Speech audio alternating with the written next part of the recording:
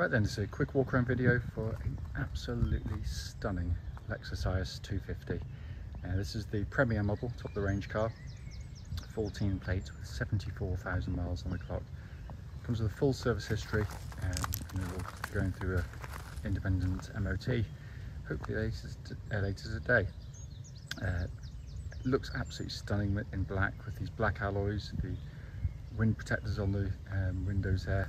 Seen in the flesh particularly, because the video never does justice to them, but it is in beautiful condition. Front of the car, really striking design. It makes pretty much everything else in its class seem quite dull, in my opinion. Lights and lenses clear and intact. There's no cracks or condensation in them. Bonnet is exceptionally clean. Can't see it. It means it's some very light stone chips, but they are very light indeed. But essentially incredibly clean.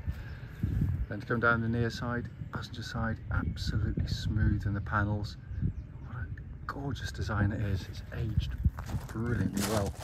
Near side front alloy, again, fantastic condition there. Panels look absolutely lovely. Side rear alloy, again, fantastic. Back. The corners, again, absolutely unmarked.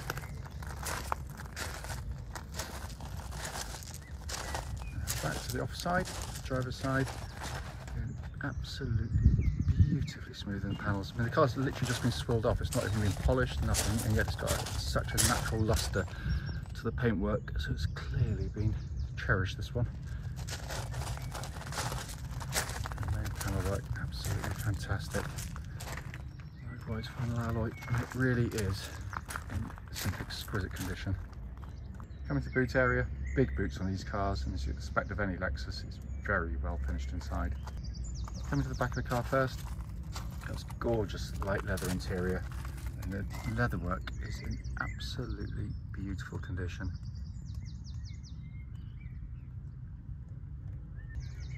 Coming on the driver's side, or passenger side rather, it's electric passenger seats on these models, and leatherwork again is in just amazing condition.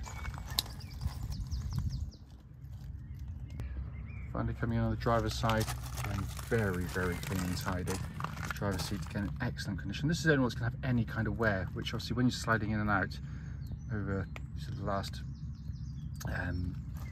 8 or 9 years, you get some, but it is minor compared to most of this age. Inside the car now, engine running as always to this section, so the dashboard can be seen illuminated, which not only is it a stunning dashboard, but it is in incredibly good condition. Sat nav you can see working exactly as it should, and likewise reverse parking camera, but it really is and has been kept beautifully, this thing. Just showing the dashboard binnacle, hopefully you can see 74,663 miles, and there are no warning lights on the dashboard at all whilst the engine's running here. Finally, just to show you, owner's manual pack and lock and wheel nut key, all here and present with the car. Right then, this is a quick road test video, and this is for a Lexus IS250, and it's the Premier model. Car's registered FG14AYJ. Mileage at the start of the wife and daughter there. Mileage at the start of the video is 74,663 miles. The reason we do these videos, and as I always say, especially this road test section, is to ensure that if anyone's online looking at any of our cars, they get to see the very car advertised actually in operation. And the reason we feel it's important actually is because, like far too many people, we've been to see cars which have looked absolutely fine in photographs or description, but only to get there and find out when you drive it there's an obvious fault that shows up, which you'd much rather know about before setting off to come and see us. Also done on these very quiet country roads in this beautiful part of Gloucestershire. This actually is part of the test drive route we take our customers on, and the hope is then that it'll be representative of what you'd feel yourself should you be offered a test drive in the car. So coming to the car, these are absolutely wonderful vehicles, I have to say. It's been beautifully looked after in every single way.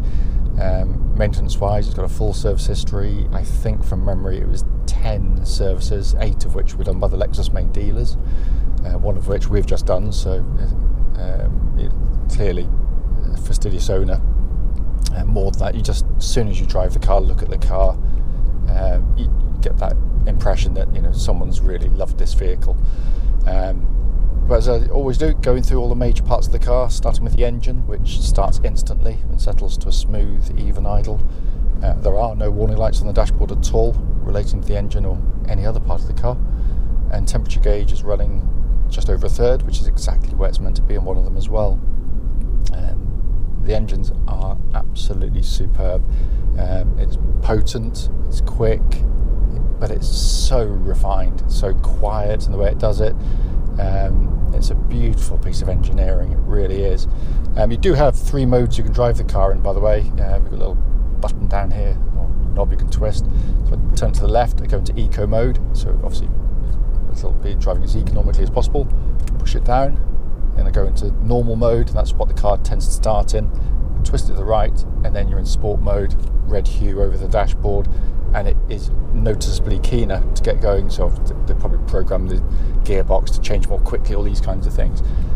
But you can feel a discernible difference, and all the functions working exactly as they should, quite obviously. Engine then feeds through into the auto gearbox, which, as you'd expect with any Lexus car, is beautifully engineered again. Gear changes are incredibly smooth on the move, and the ratios, obviously they've chosen to sort of try and get the best out of the engine, both in terms of fuel economy and performance. You can use it in sequential mode, just flick the gear lever to the right hand side and you can nudge the gear lever forward to go up the gears, back to go down the gears, or like you can also use these paddles, left hand one to go down, right hand one to go up. Very rarely used in all honesty, because they've just got so much guts to it that, you know, I tended to use those when I was kind of doing overtake manoeuvres on sort of small capacity engines. But each their own. I'm sure there's people that will use it more regularly, but it all works perfectly. Come to the steering and the chassis. Steering, first and foremost, track's absolutely dead straight. There's no vibrations at the speed or any speed up to the legal limit. But power steering is lovely in the car. It's really nicely weighted. The advantage, obviously, the car being rear wheel drive, is you've got no drive shafts kind of polluting the steering inputs up front, and you've got this beautiful natural steering feel to the car, notwithstanding it's electric, but it just feels so resolved, pinpoint accurate, minimal movement of the steering wheel. Chassis responds and goes with it. It's got such a fluid feel to the whole experience. For the keener drivers, they'll love it. I always look at a car as how it drives on its front end, and this car's so keen to dig into corners and change direction. The suspension, by the way, there's absolutely no clonks, rattles, nothing at all from the car. The whole cover's incredibly solid. It rides brilliantly well. It's got a lovely sort of damped quality to the suspension of the car, but when you go through the corners, it corners very, very flat. As I said, it loves corners. You can go through, I've driven one of these recently up in North Wales, and it was a lovely trip, and this car was brilliant on those roads, or this type of car rather. Because I always think, again, when you look at this type of car, you've got your natural competitors, your BMW 3 Series, A4s, Mercedes C-Class, to name but a few. I just think this hits a real sweet spot for a lot of people. It's not as pillowy as, let's say, a A4 as a C-Class rather, but show them a corner, they don't really like it very much. But it's not as jolting as a 3 Series over road imperfections, and yet has 95% of its capabilities. If you want an out-and-out sports saloon, yeah, you'll still buy a 3 Series. Great car, I'm happy to say it. But you pay for that in terms of comfort, and this one is just right. Just as I said, for me at least, and to lots of people actually, I think it hits a real sweet spot. Really do. Brakes on the car, by the way, absolutely fantastic. Really solid brake pedal, very powerful, and there's no pulsing or vibrations coming back through the brake pedal. Worth pointing out, hopefully today, the car will be going off for a independent MOT. So all these things are going to be checked anyway, but I would be amazed if they could find anything. Finally coming inside, first thing you're very aware of when getting any Lexus car is just how brilliantly put together they are. This is real build quality, not cars handed to motoring press when they're brand new, but you know, a few years down the line, a few miles on the clock, no squeaks, no rattles, bolted together absolutely superbly. But unlike so many cars, you could jump in virtually any of the aforementioned, and I just think they feel a little bit, I don't know, just like they just conform. They're just that you know what it's going to be. It is different, but in a good way. It's incredibly comfortable. It's dead easy to get a perfect driving position in the car. But then the dash layout itself is the detailing, the labelling, how they've done it ergonomically. You do feel like you're controlling. You're in a little control panel here. Everything where your hand goes to, it naturally falls to it. But what I love, as I said in many videos on these things, it reminds me of a really high quality kind of hi-fi from years gone by, but with a modern take. What I mean by that is just the detailing of the labels, the backlighting, all of it makes you feel very, very special in the car, whereas you just don't, in my opinion, in lots of those cars. Dash binnacle in front is simplicity itself, just what Lexus do superbly well. It just gives you information, and that's all. It's just not trying to be over complicated.